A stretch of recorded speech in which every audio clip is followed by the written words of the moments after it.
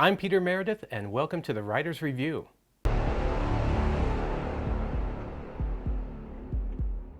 Today we are taking a closer look at The Mandalorian Episode 5, Baby Yoda Meets the Hobbit.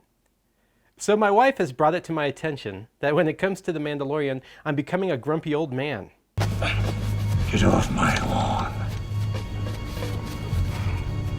After that last episode, you can hardly blame me. Here I am, busting my butt, trying to churn out great books, and some guy copies The Three Amigos and gets pockets full of cash. Where's the...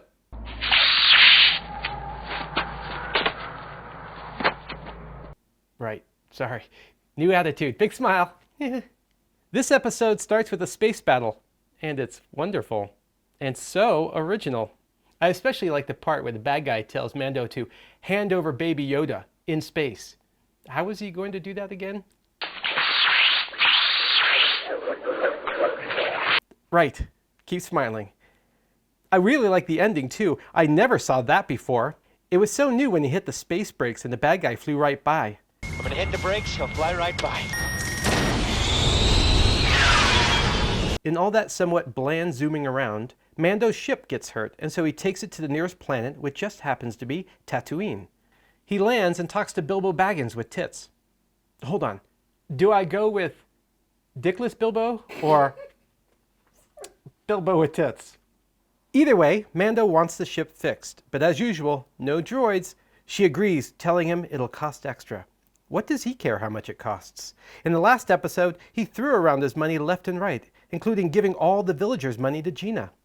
He's probably regretting that now because he suddenly needs cash.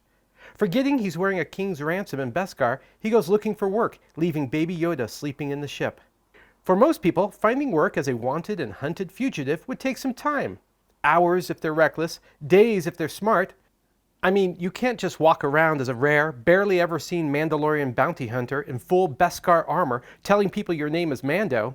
That would be really, really stupid. So that's what he does. And yes, that's so stupid. Hey. I was going to say stupendous, stupendously good idea. That's what I was going to say. I know some people would consider wearing a disguise, or at least changing their name to something clever like Manday or Mindo, but not our genius. He's pulling a double fake. He's playing 6D chess whilst everyone else is, I said 6D chess, not double D chest. So he leaves an infant alone as he goes looking for work. That's okay because Mando just happens to get a job at the first place he tries. Sure, he might have looked elsewhere, but the show doesn't even hint at it. Does he look weary from walking around in the desert sun? Does he look like he can't hear another rejection? Is there even the shortest montage suggesting he's been anywhere else? Nope. Mando meets a guy at the bar who immediately starts blabbing about a job. He is not an actor or a character. He's an NPC from a video game whose only reason for being there is to hand out quests. So don't look for anything deep from him or the show. There's no layers, no greater meaning to anything, no emotional attachments. Hey, no... what did I say about being nice? I mean, he's great. Super great. The NPC is going after a top assassin. Here's what we know about her. She's a top assassin. What is your occupation? I kill people. Okay, anything else? She's out beyond the Dune Sea. That seems far away and very vague. For once, Mando uses his head. He doesn't trust the dude and demands the tracking fob. And for some unknown reason, the NPC smashes it. Does that make any sense? He then claims to have memorized her position. And does that make any sense? What if she moves? It's not like she's staying in a castle or at the Hilton Plaza. Nope, she's out in the middle of the desert, just sitting there. No tent, no hut, no nothing. Does that make sense?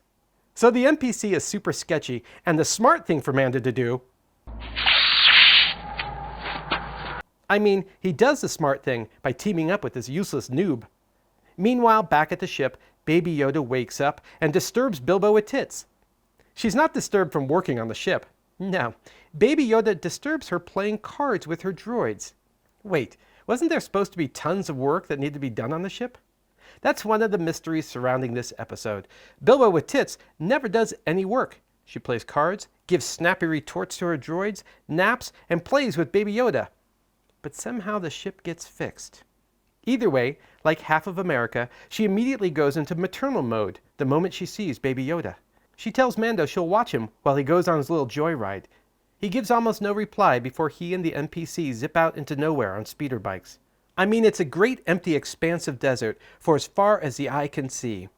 They stop and just happen to stop within 10 feet of two invisible Tusken Raiders. Didn't we do this already, but with the stealth pigs back in episode 1? They're out in the wide open, and the NPC looks through binoculars for 10 seconds, and in that time the Raiders magically appear within spitting distance of him. Yes, it's that stupid. We've seen Mando murder every other person he comes across, but for some reason he decides to bribe the Sand People to cross their land. At this point, that's practically Christian of him. The way he goes about it, of course, is stupid. Since they don't speak, he uses sign language. Here's an interesting fact. On Earth, there are over 300 different types of sign languages.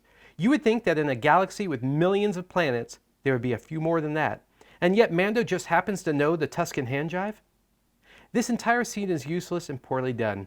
It should have been cut out entirely, since it robs the episode of the time needed to flesh out other scenes, some of which are choppy and demand that the audience fill in the blanks. For instance, the meeting with both the NPC and Bilbo with tits are way too rushed. After bribing the Raiders, our heroes are back to zooming across the desert. They next come across a dead bounty hunter, and while Mando is inspecting the body, the assassin shoots him a couple of times right in the Beskar. Supposedly, it only held up because the shot came from so far away. This useless little line is designed to ramp up the tension. Mando will be in more danger the closer he gets. Sure. Now Mando has a plan to get the assassin, and it is to wait where they are for the next 5 hours until it gets dark, and then attack. That's a weird plan. What if she moves to a new position? Or what if she leaves entirely, or makes her own plans, or calls in reinforcements? What's to stop her from circling around and killing them while they sleep? His explanation as to why this will work is, she has the high ground. Ah, the high ground. That's so stupid. This plan is perfectly acceptable if this was a video game. I'm pretty sure we've all played this game. Your character meets the NPC, you go on a quest, you find the same monsters in the same spot every time without variation. They simply wait there to be killed. Having this as the basis for a TV show is stupid. It's illogical and it kills suspense. Not that I'm worried for Mando. He's not going to be taken down by some random baddie. Mando takes a nap until the suns go down. Then he tells the NPC the plan. We go right at her and shoot off flares that'll blind any scope temporarily. Really, it might blind infrared, but are there no other spectrums that won't be affected? Ultraviolet? Our normal spectrum of light, maybe? He is lighting up the battlefield, and she is a master assassin. You would think she'd have a scope that was straight-up magnification, in which case they'd be killed presto changeo. They race in, shooting off their flares, and it is a cool scene. But when they get close, she gets in a good shot and knocks Mando off his bike. He crashes doing almost 70 miles an hour. Most people would have been killed by a crash like that, but even if you did live, you would have broken bones. Not Mando. He says oof, but is otherwise okay. Oof. That's it. Peter? Sorry.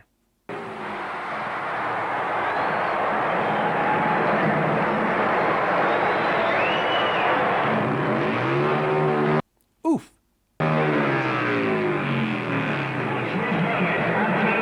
Okay, maybe he did suffer brain trauma because he stands up right after this and is a perfect target. Remember 2 minutes ago when his Beskar only held up because of the distance? Well, forget that. He's only 50 yards away and she hits him square in the chest and, as we will see, the Beskar isn't even scratched. But it does knock him over.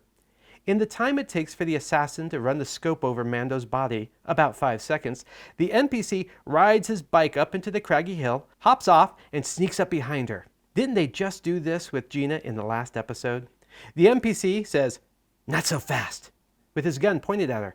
She throws a knife at him and then proceeds to karate his ass into the ground, going so far as to break his elbow in an arm lock. There's a cracking sound and everything. But she's not as tough as she looks, because after the beating, the NPC is fine, not a scratch.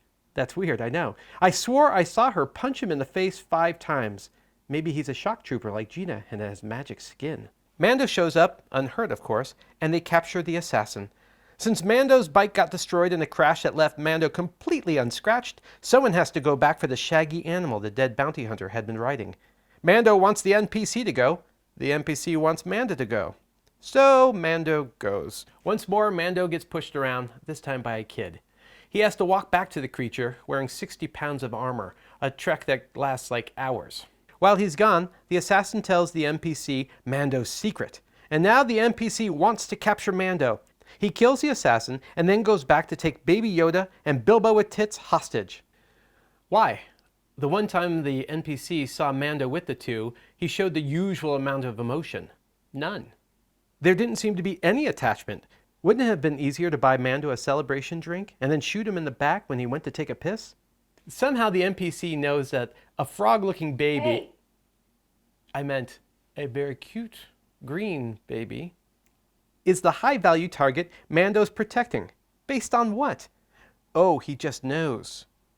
Or maybe the writers needed some sort of tension-filled ending, and the only way they could think was to put Baby Yoda at risk, just like they did in Episode 1, and in Episode 3, and in number 4, and here it is in 5, and, spoilers, in next week's episode, they end with Baby Yoda in danger. They've already gone to this well too many times, and the scene is anticlimactic. The NPC has already proven to be a weak fighter, and to no one's surprise, Mando kills him. That almost wraps up the episode. There's just the question of the ship. Oh, the ship got fixed. When did that happen? Bilbo with Tits never seems to do any work. That's not true! I mean, the ship is fixed. Hooray! Now that the ship is fixed, how is she supposed to get paid? Mando still doesn't have any money, and he can't exactly bring the assassin's body to the guild. The writers have really written themselves into a pickle this time. I wonder how they'll get out of it. Oh, Mando just happens to have a cup filled with money. Where did it come from? And why does he give her all the money? He just pours it into her hands without asking how much. Even she seems surprised by the amount. Maybe he just doesn't know how to count. For Mando, money falls into two amounts. Too much and not enough. It's time to rate this episode. Oh! Hold on now. Just as I wrote that sentence, we see someone approaching the body of the assassin. We see dark boots and the lower part of dark pants, and that's it. So someone is after Mando. Stop the presses! Is this supposed to be news? People have been after him for a while now, but we don't know who it is. So I didn't know the other bounty hunters either. Maybe we'll get to see more of the guy in the next episode, like the back of his leg or his ear. Ooh, scary. All right, back to the rating. As much as I disliked the stupidity on display in the last episode, this one was actually worse. There was not enough Baby Yoda. The special effects department took the week off, and the acting in this episode was particularly bland. In fact, so far the best actor in the series has been Baby Yoda. That little guy is the Meryl Streep of digital puppets. Yes, I like Apollo Creed and the sinister Herzog, but the rest are rather dull. This episode felt short and hollow when I watched it the first time, and it was worse when I watched it to write this review. With few redeeming factors, this one is rated a 42. It'll blow over you and leave you with nothing. If you want a story that grabs you, may I suggest Dead Eye Hunt? With zombie hordes swallowing the earth, mankind has no choice except to launch every nuke on the planet to stop them. Now, 150 years later, we live in overcrowded, polluted cities, surrounded by vast radioactive wastelands. And no, we did not get all the zombies. They live among us, sometimes hiding in plain sight. Although the tattoos and piercings help them blend in, and the drugs help to contain their rage, they can never fully control their hunger. It's endless. When they give in and people go missing and partially eaten corpses start turning up, the Dead-Eye Hunters are called in to clean up the mess. Their job is to keep up the charade that we're safe. They do it for a price. In this world, money talks. Cash is king. Cole Younger knows that better than anyone, and he is hot on the trail of his next buck when he discovers that the tables have been turned. He's not hunting Deadeyes. They are hunting him. Dead-Eye Hunt is one of 40 novels I've written, all of which can be found by clicking the links below. And as always, if you enjoyed this video, hit the like button and subscribe. Thanks so much. Merry Christmas.